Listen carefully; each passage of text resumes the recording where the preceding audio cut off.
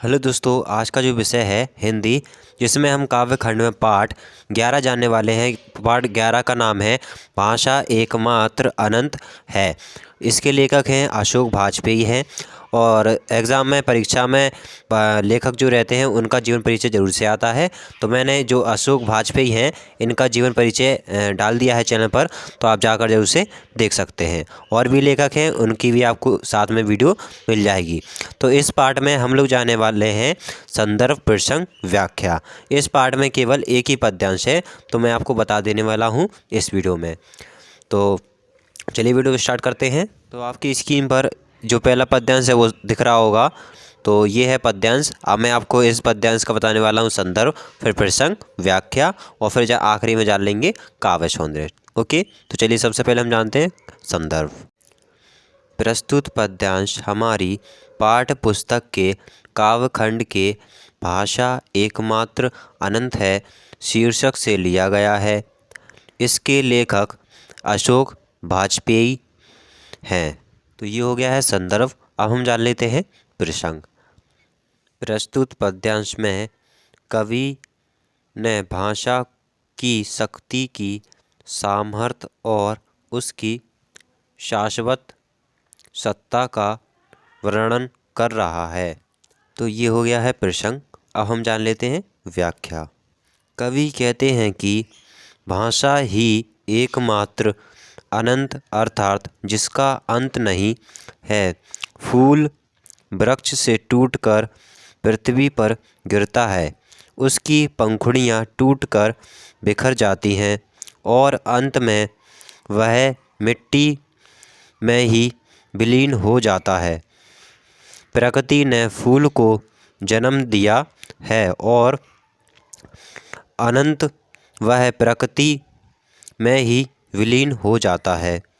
फूल की तरह शब्द विलीन नहीं होते।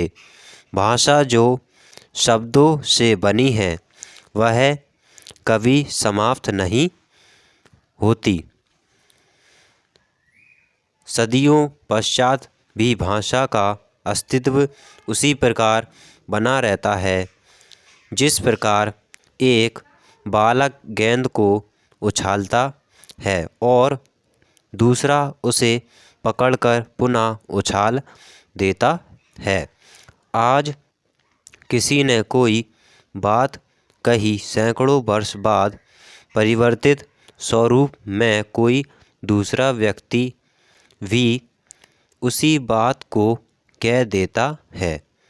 अतः भाषा ही एकमात्र अनंत है जिसका कभी कोई अंत नहीं है, परंतु शब्द शाश्वत है। वह इतिहास और भूगोल की सीमाओं से पूरे परे है, क्योंकि शब्द कभी इतिहास नहीं बनता, वह सदैव वर्तमान रहता है।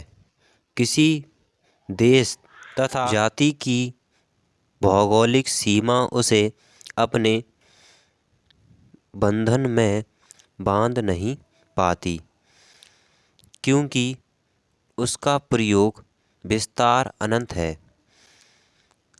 सार्वकालिक है। उदाहरण के रूप में एक वृद्ध व्यक्ति यदि किसी कविता को या गीत को गुनगुनाता है तो उसका वह गीत उसके मरने के बाद समाप्त नहीं हो जाता, बल्कि वह गीत बहुत बाद की पीढ़ी के वृद्ध व्यक्ति के द्वारा बरामदा में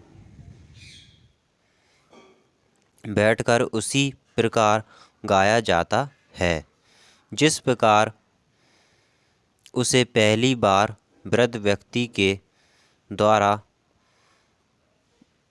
बरामदा में बैठकर गाया गया था। इस प्रकार वह गीत कभी इतिहास नहीं बनता। तो देखिए, इसमें एक शब्द आ रहा है बरामदा, यानी बरामदा है, मतलब इसका मतलब जो हॉल रहता है वो हो जाता है। ठीक है, और इसमें कुछ शब्द गलत हो जाते हैं टाइप करने में, तो आप उन्हें सही कर लिया करें, क्योंकि मैं एकदम सही बोलकर आपको बता रहा हूँ। चलिए आगे जानते हैं। सदैव वर्तमान में ही रहता है, क्योंकि वृद्धों के द्वारा उसे दोहराया जाता है।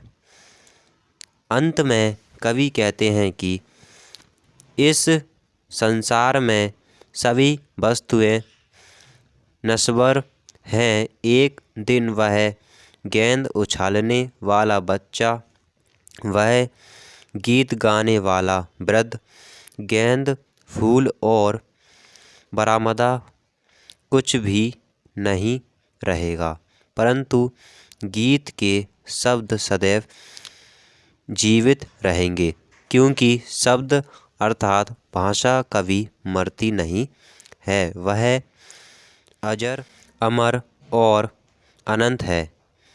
संसार में केवल भाषा ही अमर है, बाकी सब नश्वर है। तो ये हो गई इस पद्यांश की व्याख्या। तो अब हम जान लेते हैं इसका काव्य सौंदर्य।